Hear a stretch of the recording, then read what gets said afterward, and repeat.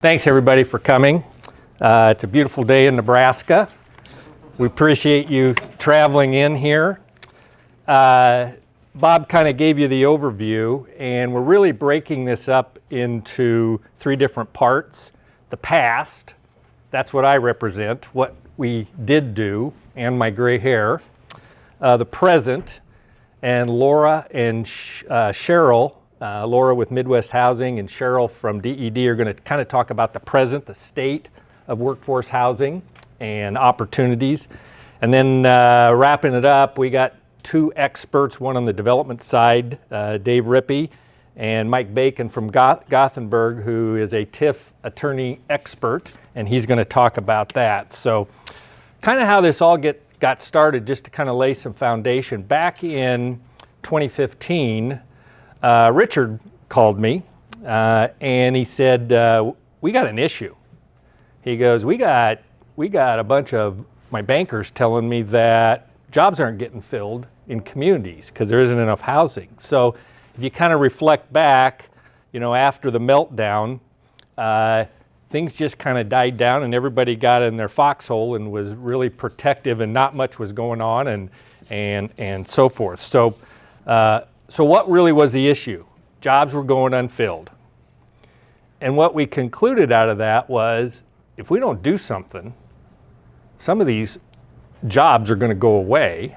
Okay, businesses may stop doing business in Nebraska, and it was really an economic development issue. And it was affecting communities like Columbus, Norfolk, Broken Bow, North Platte.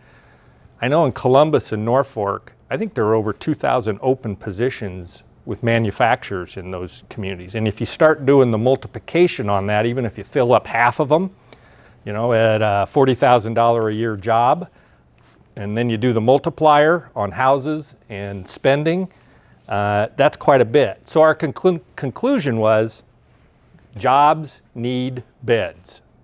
And if you don't have good beds for the jobs, they won't come to your community. So housing is required infrastructure to attract what we coined as next generation workers and families. And so what were some of the challenges that were coming out of this? There was some supply side challenges that we had, lack of developers and contractors, lack of available skilled labor, couldn't build in scale because there just wasn't quite enough demand. So you could do 2 or 3 houses, but you really need to be able to do 10. And then really just the costs were more than the market value of the houses. There were also some demand side issues that we identified, just like incomes weren't keeping up with the costs and millennials having debt. But I would tell you, in my opinion, those were less than what the supply side was. So the question we were all asking ourselves as conservative bankers is, well, if you build it, will they come? Kind of the risk question. And I think the answer to that clearly is, not necessarily. You just can't build a house. You've got to have demand there in some way, but housing is infrastructure. The additional requirements you got to have are good jobs and a career opportunity. You got to have good schools, health care, and shopping, and some social and entertainment issues that are going to attract people and have your community be desirable. You really need kind of that strategic plan that says, do I have an attractive community that's going to be desirable for people to move here? And when you think about that, that's no different than the issue we have in our own businesses, just about attracting good people to come work for us, right?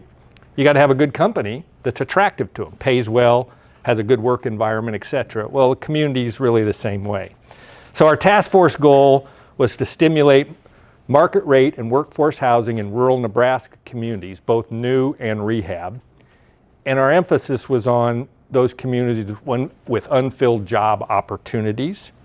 As we were going through our almost 2 years we spent on the task force, I really saw a lot of good things going on that I thought were good examples. North Platte, they had a shot in the arm program. Ty Lucas and it was really a public-private partnership. Grand Island had a Hornaday project, which was really the private side getting in to do something.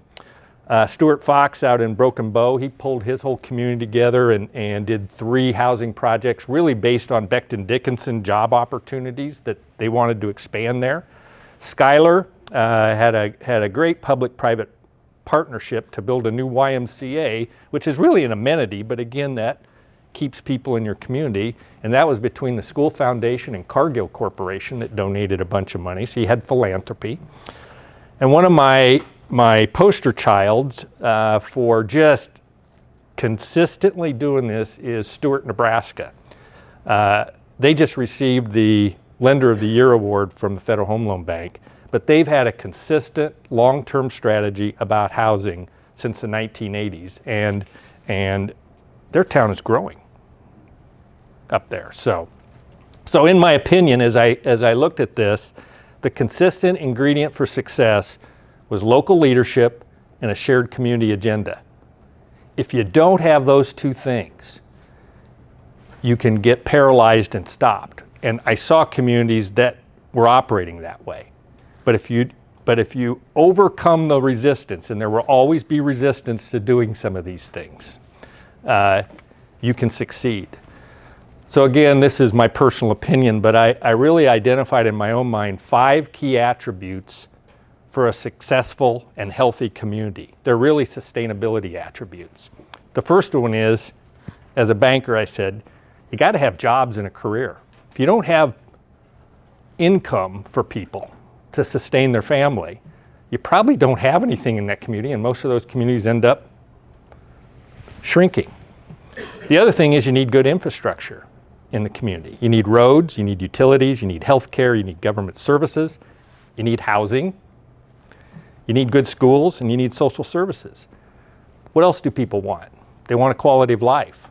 That could be social, that could be spiritual, or recreational.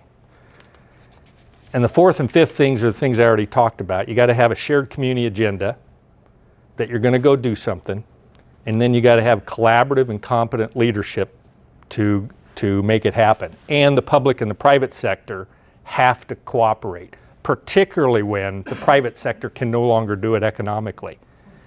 A developer is not going to build a house that costs him $275,000 and he can only sell for $250,000. He'll do that once and then he's going to quit. So we did have some successes. Bob already talked about the legislative successes, and I think our next speakers are going to talk more about that.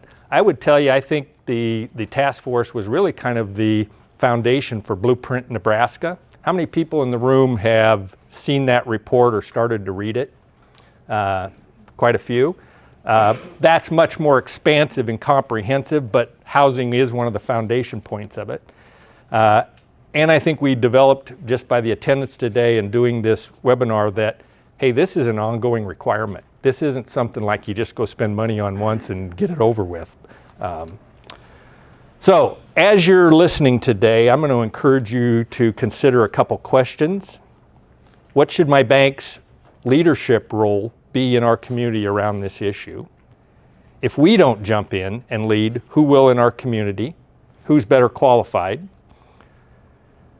What are the economic benefits to our community of investing in these kinds of things?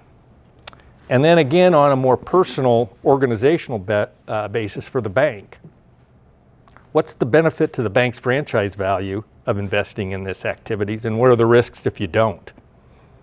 I think your franchise value goes down if you don't do some of these things in your community.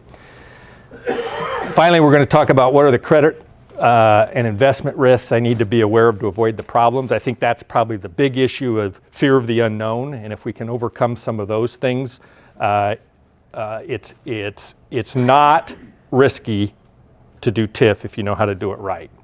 Our bank has over $30 million of it, and we haven't had any credit loss or delinquencies in that area. So, question is, what makes your community desirable to next generation Nebraskans? Clearly, in my mind, we need young people. We need young people and families to grow and thrive. They're the future labor. The great thing is, Nebraska, we know how to raise and develop talent. We have an attractive labor force to employers because of our work ethic, we're well educated, and we've got teamwork. But that labor will not come if they don't have a good bed for themselves and their families. So this state got formed really with the federal legislation of Homestead Act of 1862, where we gave away a bunch of land to get people to come out here and live.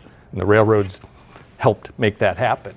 I think I would challenge all of us to think about this in the future that says, what's our Homestead Act of 2020 to 2030? Because that's really what we're talking about, is attracting and being a magnet to people that they got a better quality life, a better job, and a better place to raise their family.